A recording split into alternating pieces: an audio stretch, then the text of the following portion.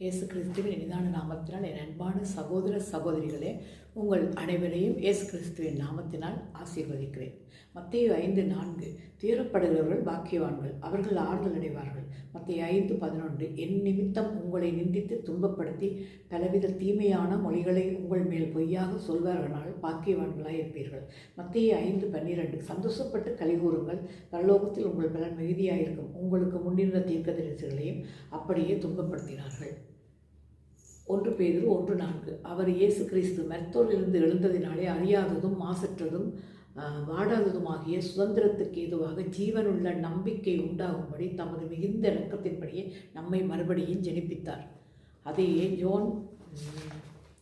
யோவான் 3:5-6 ஒருவன் ஜலத்தினாலும் ஆவியினாலும் பிரவாவிட்டால் தேவனுடைய ராஜ்யத்தில் பிரவேசிக்க மாட்டான் என்று மெய்யாகவே மெய்யாகவே உங்களுக்கு சொல்கிறேன். 3:6 மாம்சத்தில் பிறப்பது மாம்சமாயிருக்கும், ஆவியில் பிறப்பது ஆவியாயிருக்கும். அப்போ ஆவியாயிருக்கிற நம்ம அதையே என்ன சொல்லப்பட்டிருக்குன்னா 1 பேதுரு 5 கடைசி காலத்தில் வெளிப்பட ஆயத்தமாக்கப்பட்டிருக்கிற ரட்சிப்புக்கு ஏதுவாக விசுவாசத்தை கொண்டு தேவனுடைய பலத்தினாலே காக்கப்பட்டிருக்க உங்களுக்கு அந்த சுதந்திரம் பரலோகத்தில் வைக்கப்பட்டிருக்கிறது. யாருக்கு? ஆவியினாலே பிறந்திருக்கிற நம்ம பிறந்து ஞானஸ்தானம் படுத்தி இந்த மாதிரிலாம் பண்ணியிருக்கிறோம். நம்மளுக்கு அது வைக்கப்பட்டிருக்கிற நம்ம மனமகிழ்ச்சியோடு இருக்கிறோமாம். ஆனால் 1 பேதுரு 6 என்ன சொல்லப்பட்டிருக்கிற, இதில் நீங்கள் சந்தோஷப்படுகிறீர்கள் என்றாலும் துன்பப்பட வேண்டியது அவசியமானதா? இப்பொழுது கொஞ்ச காலம் பலவிதமான சோதனைகளாலே துக்கப்படுகிறீர்கள். ஏன் அப்படிப்பட்ட துக்கம்னா, அது துக்கமாக நினைக்காதீங்க, அது ஒரு விசுவாச பரீட்சை. அதுக்கு ஒரு எக்ஸாம்பிள் சொல்கிறாங்க.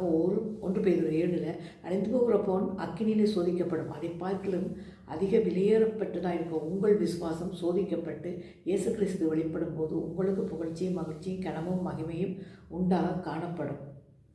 அதனால் 1 பேதுரு 2:12 அது எப்படிப்பட்ட துன்பங்கள்னு ஒன்று சொல்லப்பட்டிருக்கிறது. எப்படி என்ன ஒன்றமான்னு சொல்கிறேன், அடுத்த பகுதியில் மாதிரி சொல்லப்பட்டிருக்கிறது.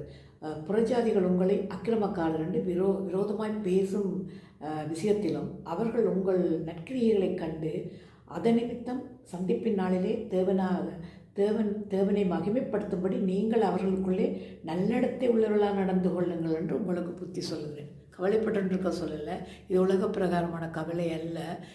தேவனுடைய சித்தத்தின்படி ஓடுகிற ஓட்டத்தில் வரப்படுகிற பலவிதமான நிந்தைகள், அவமானங்கள் சம்மந்தப்பட்ட காரியங்களாக இருக்கிறது இல்லையா? அதனால் இது கவலைக்குரிய விஷயம் இல்லை. இதை கவலைப்படுவதை விட அவருடைய அன்பின் பிரதிபலிப்பாக நம்ம அன்பை காட்டி தேவனுடைய நாமத்தை மயப்படுத்தும்படியாக நம்ம நன்னடத்தை உள்ளவர்களாக வாழ வேண்டும் என்று தான் சொல்லப்பட்டிருக்கிறது. இயேசுவின் நாம